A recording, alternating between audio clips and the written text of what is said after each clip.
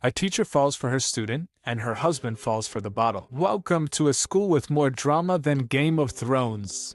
Hey everyone, this is Bloody Recaps, and today I'm breaking down the film All Things Fair.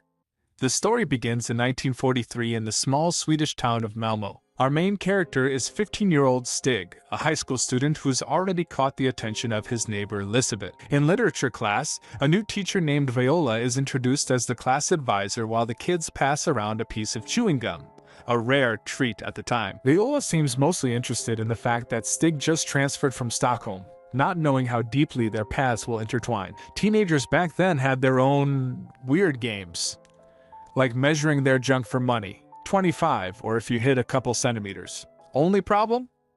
The winner happened to be Jewish, so the others tried to disqualify him. Stig stepped in and made sure he got his prize. In class, Stig got caught fooling around during lessons and was held back by Viola to explain a note being passed around.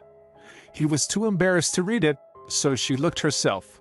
It was about male performance, which she claims the boys have highly unrealistic ideas about. For now, he gets to clean the chalkboard of dead flies, during which he steals a glance at Viola, and she definitely notices. Stig rushes home to get ready for his job at the local movie theater, but runs into Elisabeth on the stairs for a brief chat.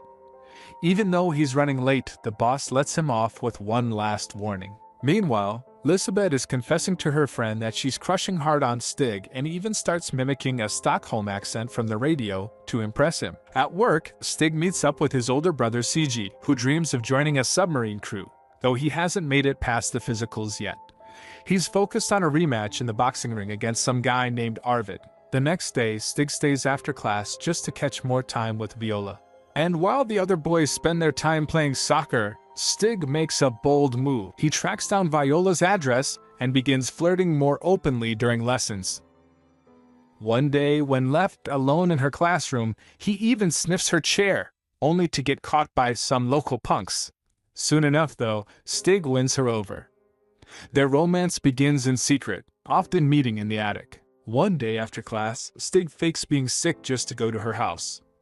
Viola lets him get a bit closer and warns him. Her husband drives a blue Dodge and listens to Beethoven in the kitchen. Do not come over during those times.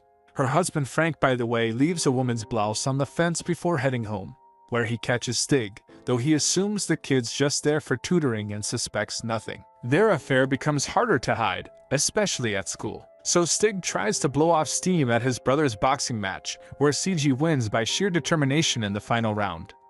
Stig already has a key to Viola's place and visits at night, but doesn't expect to run into her husband again, so he bolts. Meanwhile, sweet Elisabeth is still trying to master her Stockholm accent, totally unaware of what's really going on. Stig returns to Viola's place with flowers for her birthday, and things are only getting more complicated from here. But then her husband's business trip suddenly gets cancelled, and he returns, once again not questioning why Stig is hanging around the apartment. Pure coincidence makes him shrug it off, even proudly showing off his bizarre drinking cuckoo clock. Stig's luck is unreal. Viola even lets him skip class after their wild nights. His presence in the home becomes so casual that Frank starts treating him like a son, a drunk son at that, since he always has a drink in hand. But the honeymoon phase doesn't last. Frank finally starts putting two and two together when he sees Stig casually strolling around the apartment in a bathrobe. Still, he doesn't blame the kid, says he sees a younger version of himself in him. Frank openly admits to his own affairs, so scolding his wife would be hypocritical. Later, Stig gets a coded letter from his brother. According to their secret system, it hides the word wolf. Frank, fully leaning into the cool drunk uncle vibe, starts playing soccer with Stig in the yard. Meanwhile, Elisabeth still holds on to hope for her first time. So when her mom throws a birthday party, she invites Stig over, locks the door, strips, and starts walking him through what they're about to do. But the second she sees hesitation in his eyes, she throws her clothes back on and runs. When Stig ends up at Viola's again, they talk about her marriage. She says Frank was once a breath of fresh air, but now he's expired, and she can't leave him out of pure pity, afraid he'll completely fall apart. Later, Stig keeps Frank company again. The man rambles about his struggles selling stockings now that nylon's a thing. After a few too many gin shots, Frank knocks out cold. Viola calls Stig to the bedroom, but out of guilt for the old man, he leaves. The next day in class, Viola whispers the time Frank won't be home. But Stig ignores her, sneaks into the girls' locker room, and hides inside a pommel horse. He passes a note to Lisbeth, and she climbs in. Of course, right then a gym class walks in. But somehow, even inside the cramped wooden box, they manage to make love, and she's not shy about how much she enjoyed it. Not long after, Stig learns that the submarine Wolf sank.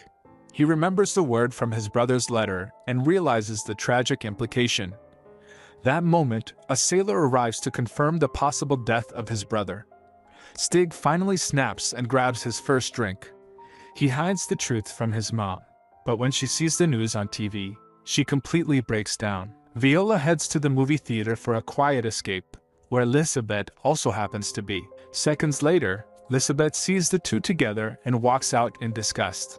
She wants nothing more to do with Stig. Viola, now desperate and realizing she no longer interests the boy, begins to spiral, begging him for one last night together.